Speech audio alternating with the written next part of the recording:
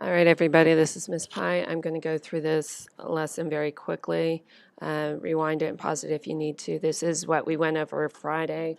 And what we covered, excuse me, is there was several different types of formulas that we've gone over so far, parametric and rectangular form.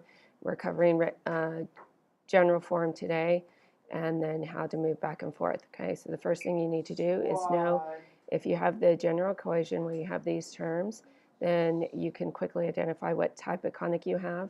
If your A value here equals your C value, then you have a circle. If they do not equal, but they are both either both positive or both negative, then you're going to have an ellipse.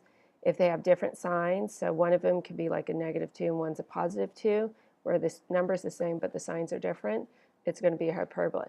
You can also have one where the numbers and the signs are different, it'll still be a hyperbola. So if it was like a -3 and a positive, if it was like a -3 here and a +6 here, okay?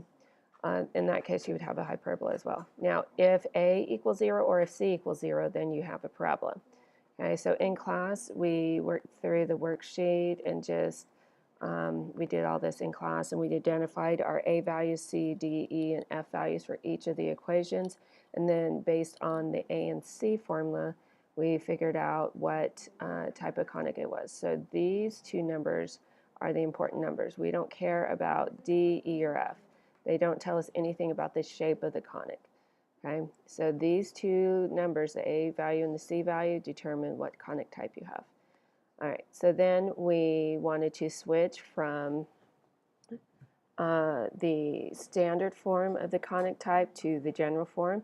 And the biggest difference is you don't have anything that needs to be distributed in the general form. So here where you have the y minus 5 squared, you would have to distribute that. You'd have to distribute the 2. So you're going to FOIL or box.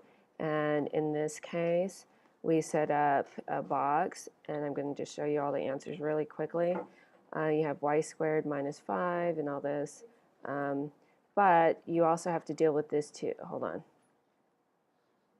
Let me undo this and this first. Okay, so you can set it up like this, and then you would have some equation down here, but then you would have to also divide by 2. Well, a shortcut, you can get rid of that extra step by, instead of having y minus 5 in both cases, go ahead and distribute the 2 through one of your factors up here. So the y minus 5 became 2y minus 10. And then you can cut out an extra step. Okay, that's super easy to do, and it eliminates the extra step down here. So this is the equation that we have, but notice that your terms are not in the correct order, and you also need to combine that. So the final solution is this. You have y squared, x, y, and then your constant term. So in the worksheet, I told everybody make sure you answer what type of conic it is. In this case, we had a parabola, and then the general formula. Okay, for 6, same kind of thing. We had to, we have two things that we needed to box. Okay, and then when we did all that, we combined all like terms. Let me just highlight all this and delete everything. So we get all this here in our box, write everything down here, get all this here in the box, write everything down here. And then notice this 16 over here became a -16 here. And then we still need to combine like terms. This -16, the 64, and the 9, those all need to be combined. And then we need to put everything in the correct order. So the correct order would be the x squared first, then the y squared, then the x term, then the y term, and then your constant term. Okay, and so that's your final answer there. And this shape would be a circle because your A value here and your A value here is the same. Number 7, same kind of thing, but you need to get rid of this denominators first, and then you can go ahead and FOIL or box these. So I got you set up for this one on number 7. You can finish out the rest on your own. And then the next part that we did is we needed to convert from the general form into the rectangular form. And that process is much more difficult. There's several steps. Please follow all the steps. And I do want you, after you identify the type of conic, I want you to figure out what the formula, the standard formula for the conic is. In that case, our ellipse here would be in this format, and notice at the very bottom that's the format we have. For the ellipse, we want a 1 here. Okay? So the first step, identify the conic, then group your x terms together and your y terms together. That's what they did here. And then you factor out your coefficients, what they did here. The next step is a little bit difficult. It's completing the square. There's several parts to it. The first thing you want to do, take your -4 here, divide it by 2 and square it.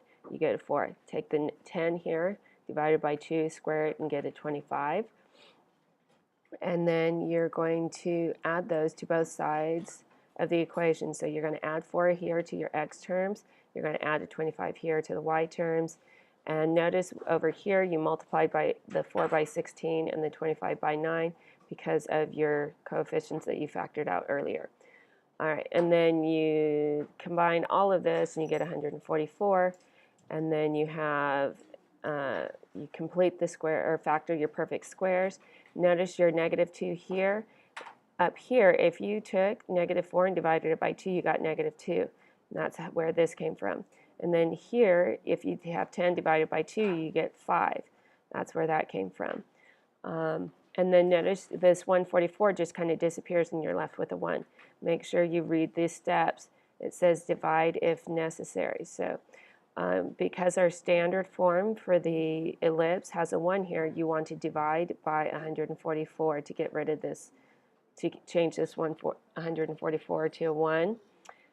And so that's what you need to do. You need to divide everything by 144. Well, 16 divided by 144 is 1/9, and 9 divided by 144 is 1/16. Okay, so that's what the process that we did.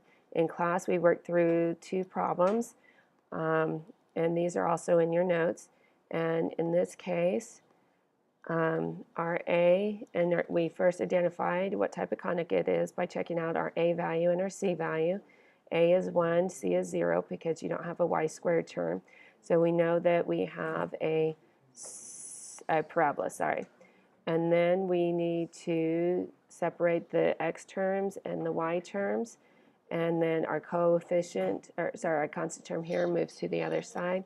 And that's what we get. Then we're going to do the dividing by taking the middle coefficient, divide by 2, and squaring it. In this case, our x term is the only one that has the coefficient that we need to divide by 2. We got 16 there. And then we create our square term, add it to both sides. And so that's how we get that. And then when you get your perfect square, you're going to have the -2 from, or -4 from this is right here, squared equals y minus 1. Notice we moved the y over because for the parabola, that's the correct shape. That's the shape that we want to have. Because we have a parabola, our rectangular form has y minus k equals a times x minus h squared. So this is the correct format. Okay. Problem number 12. Some of these, some classes we went through, some of them we did not. With this one, we have a hyperbola because our a is 4 and our c is -1. Different signs, so we have a hyperbola. And at first we don't know which one of these terms is negative, so we're going to leave it without labeling whether you're adding or subtracting, or this is negative and this is positive. We're going to leave it like that, but we know that this is the format that we should have. So second step, separate your x's and your y's, take out your coefficients.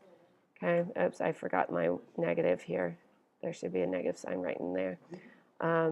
Factor out your coefficients and then take your middle terms, divide them by 2 and square them. Add those to both sides of the equation. Notice we have a 4 times 25 here and a -1 times 49 there. Factor your squares, or get the perfect square.